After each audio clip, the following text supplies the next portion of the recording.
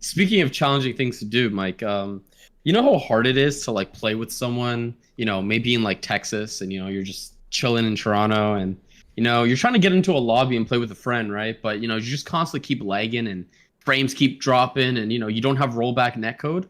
Well, for Dragon Ball Fighter Z, that's what we get in Battle Hour. Everyone's excited for the rollback netcode. Let's go. Come on, it's finally time. They've been, pushing this out. They had a beta for it. It was looking strong.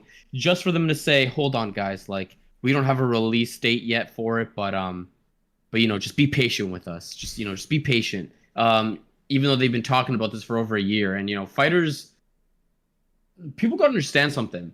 People play Fighter Z because it's actually a good game, not because it's only Dragon Ball. There are a lot of Fighter Z players who don't even know what Dragon Ball, like they know what Dragon Ball is. They don't know the characters are playing with context on like what they are, blah blah blah.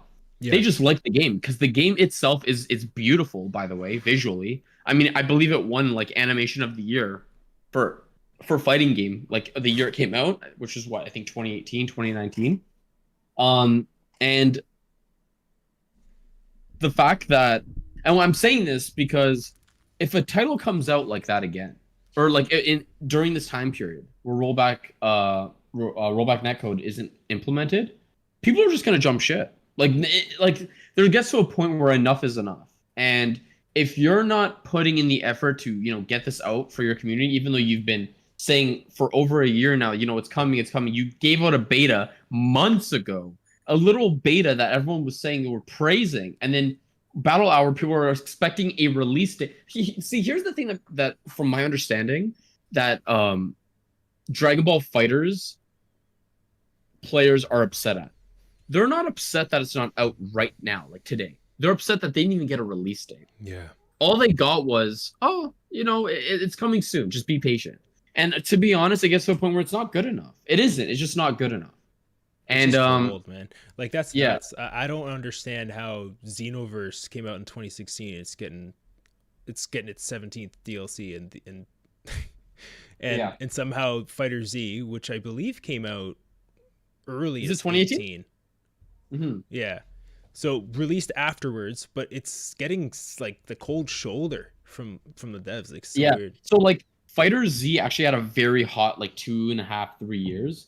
They were pushing out characters, left, right, and center. I mean, I know when Android 21 came out, and I know this because I'm a Tekken player. So like the thing about like the fighting game scene is like, even if you don't play the game, you kind of know what's going on because like the fighting game, it's kind of ironic because like the fighting game scene feels very small and connected, but it's actually one of the biggest scenes, including FPS and stuff, just because like you have a bit of everything. You have like Smash, you have like the biggest ones is Smash, Mortal Kombat, Street Fighter. Those are the three, and then you have like Tekken as well as like the strong fourth.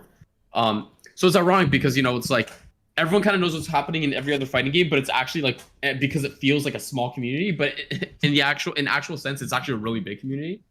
And I say this because you kind of know what's happening. Like even as a Tekken player, I'm like, oh yeah, Fighter Z still not getting this. Fighter Z still not getting that. The Smash player knows what's happening in Tekken because like for example, a lot of fighting game players, they play like 2 or 3 fighting games a lot of the time. Like I dabbled in Tekken, Street Fighter, Guilty Gear, Fighter Z, like and Tekken's the one that stuck. The Gear Guilty one? Gear is pretty cool. Okay. Yeah, it's called Guilty Gear. Yeah, so I mean, I mostly like Tekken personally. It's my favorite. I never got into Fighter Z just because, not because I couldn't, but for some reason on PC it wasn't being handled well, and I spent like full price on it when it came out, and I feel like I would have played it more if I had on console or if I just had a controller and started just playing with it at that point.